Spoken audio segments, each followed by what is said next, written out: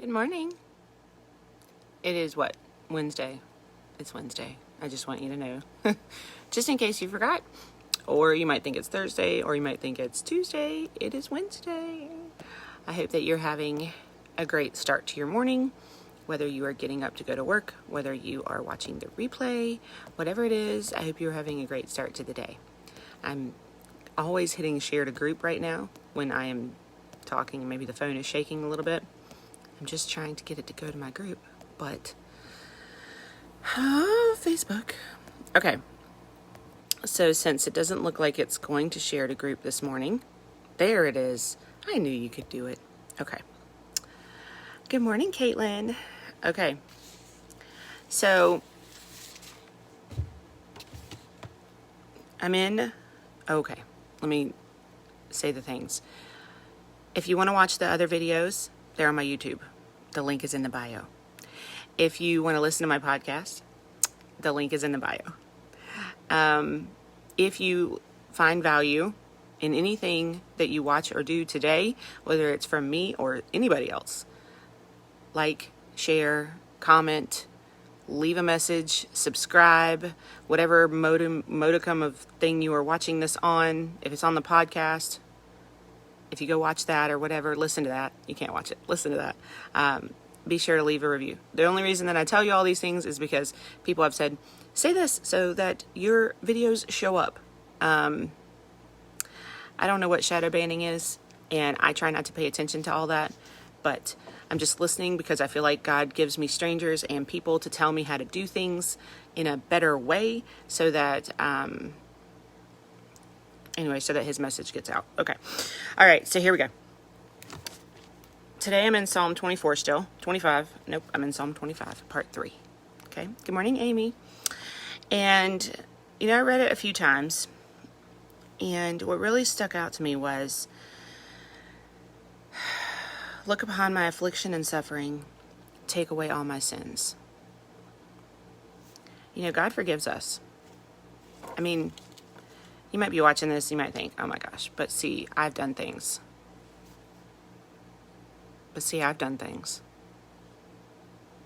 Nobody is perfect. Remember, we've talked about that. Perfection is not a real thing. It's a thing that's given to us by the world that says you have to do every single thing correctly all the time, or else you're not worthy. And it's not right. It's not true. It's not real. God forgives us.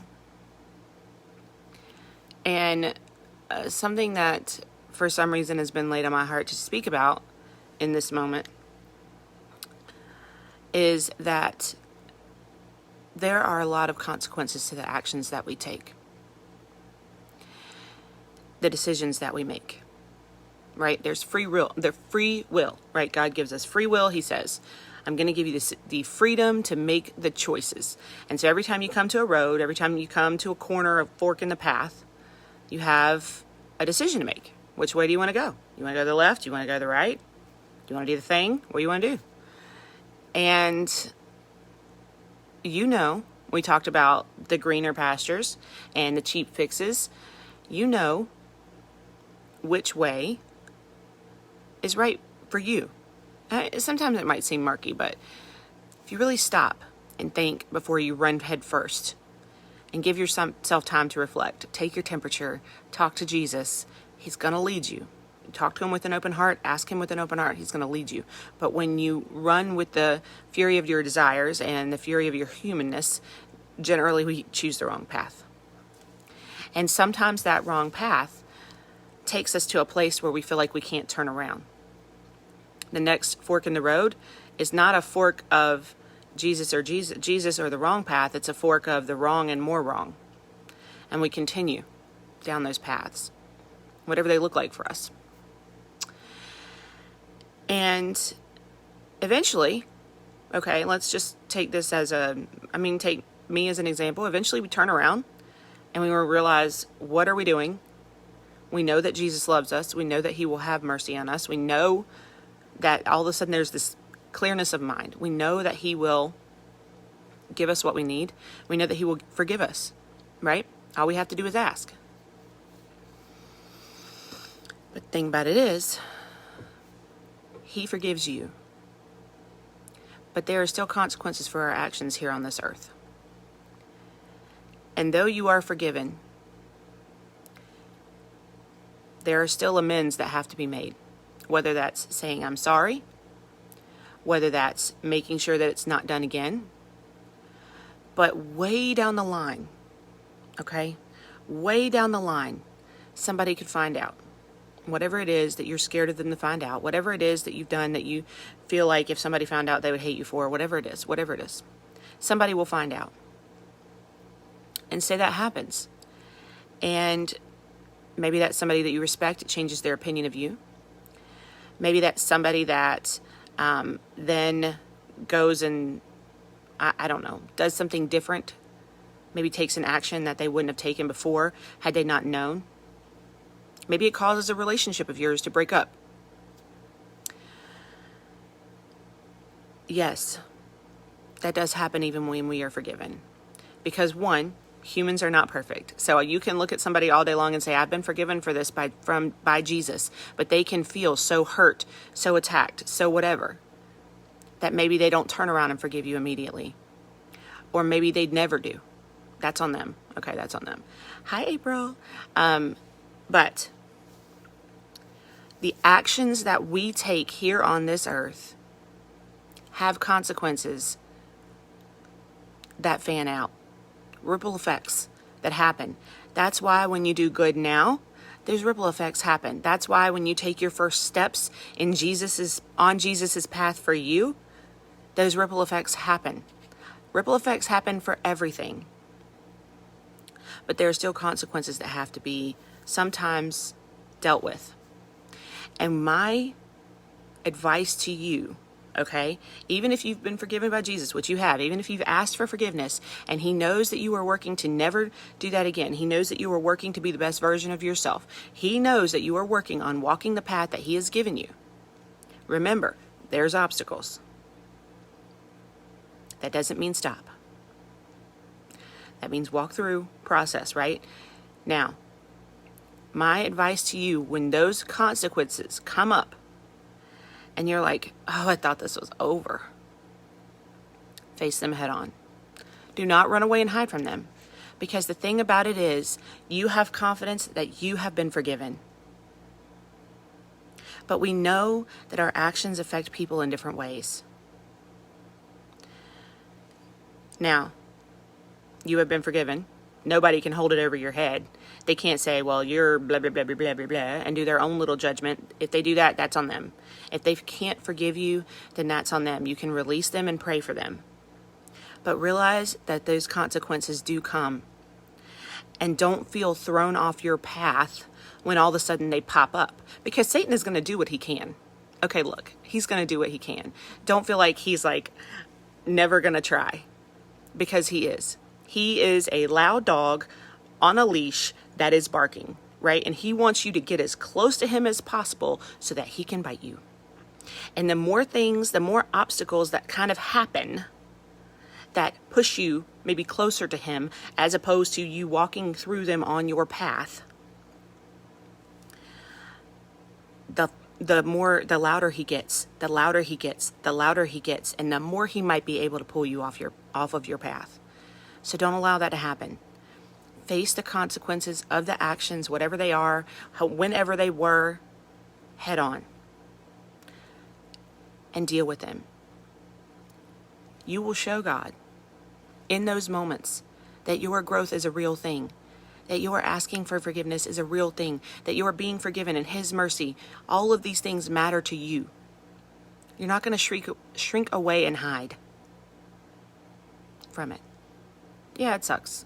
Yeah, I'm not saying it's fantastic. I'm not saying that you're going to be happy to go through it. Maybe you are. Sometimes I come to an obstacle now and I'm like, oh, this is going to be fun. Sometimes I come to an obstacle and I'm like, oh my gosh, I'm not ready for this. But walk through them. Do not allow them to turn you around. Do not try to go around them. Do not take the cheap fixes. Walk through them.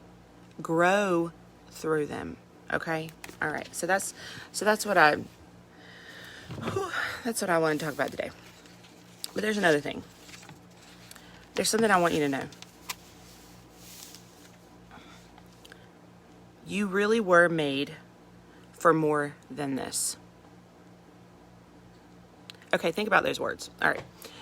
So for me, as a mom, being a mom, man, it's hard. I have 5 children. I felt, especially like in the beginning, that everything was kind of mundane. The tasks were over and over and over. It was very repetitive. My 2 children who are deaf, okay, I thought that I liked to talk. Like, I was like, I love to talk. This is great.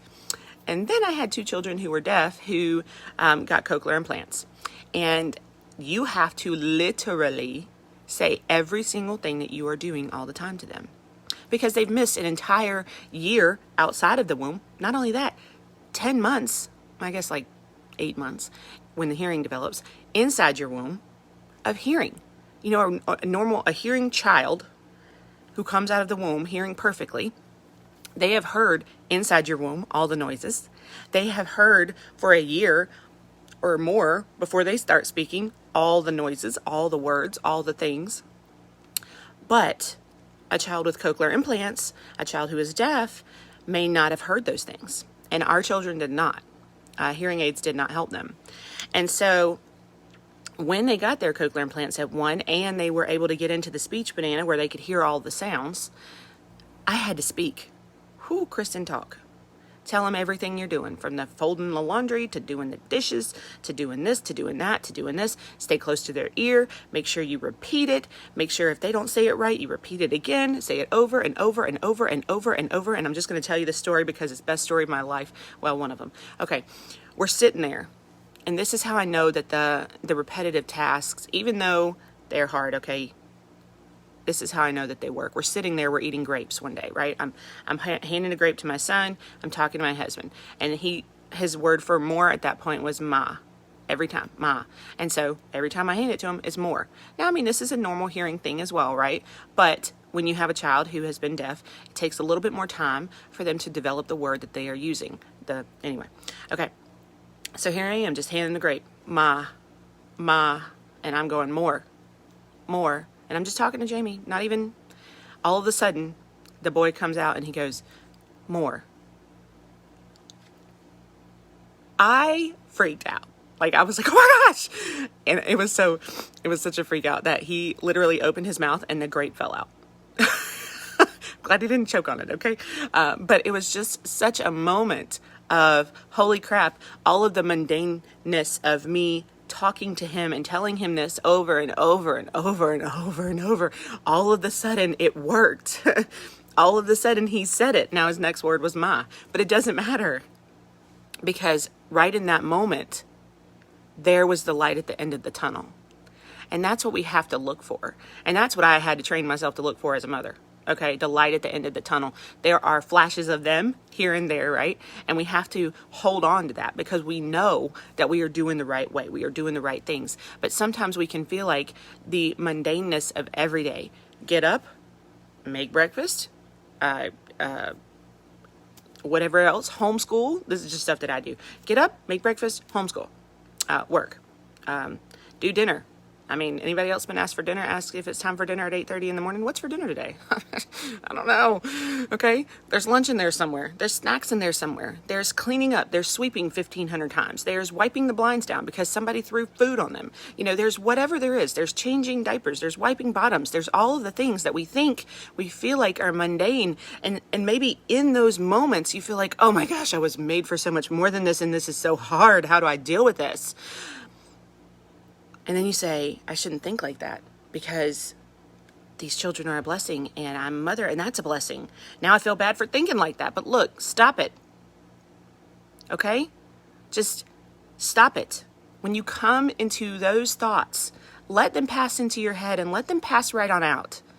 All right? If you have these feelings, you need to process them. Yes, you were made for more than this, but we have to grow through the trials. We have to grow through the mundane, because in the mundane small things, that's where the success lies. If you are committed enough to give a child a grape 1,500 times until he says the word more, or give him more of whatever it is, then you are committed enough to continue on the path that God has given you when it is time for you to walk through that door. Do you see that? Do you see that the mundane things, the things where you think that you are not doing enough, or where you were not made for this, or this is so hard, or you have to do it again, or that is where you are successful. That is where you grow. I don't care what it looks like in your life. It's the same for all of us.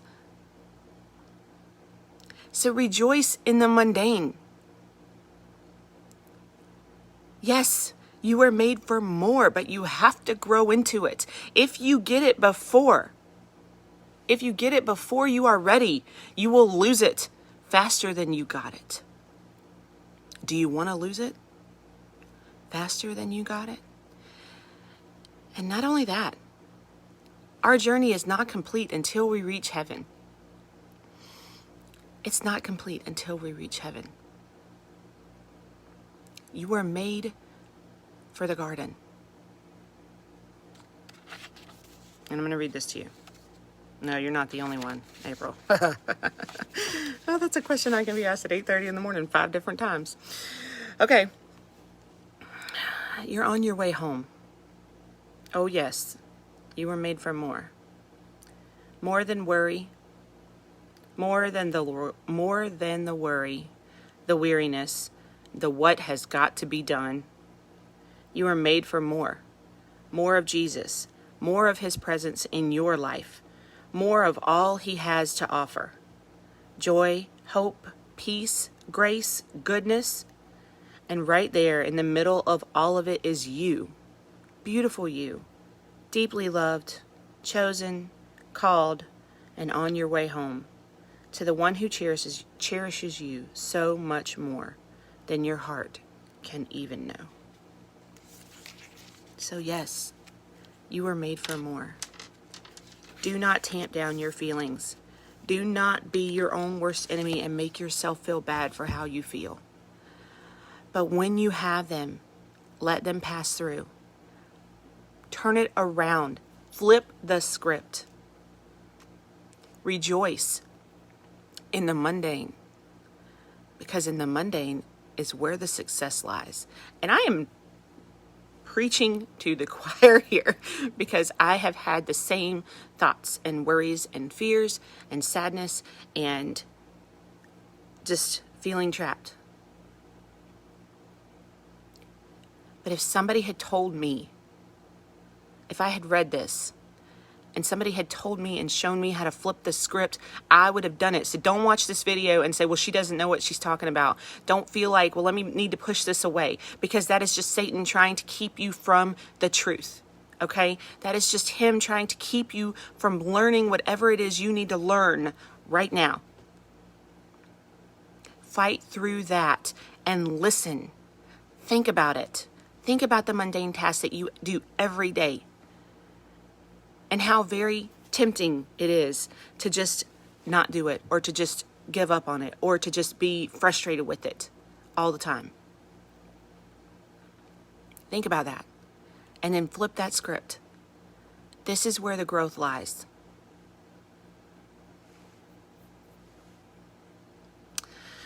Okay, so I hope you have a great Wednesday. I hope that you put your best foot forward today. Again, even if you don't like what you're doing, put your best foot forward, because the more responsibility you show right now in those one things, I like that. Mundane comes the majesty. In the mundane comes the majesty. I like that a lot, April. The more responsibility you show in these things right now, the more responsibility you will be given later. So, have a great day. Have a great Wednesday. It's hump day. Happy hump day. I am very proud of you. Thanks for being here with me.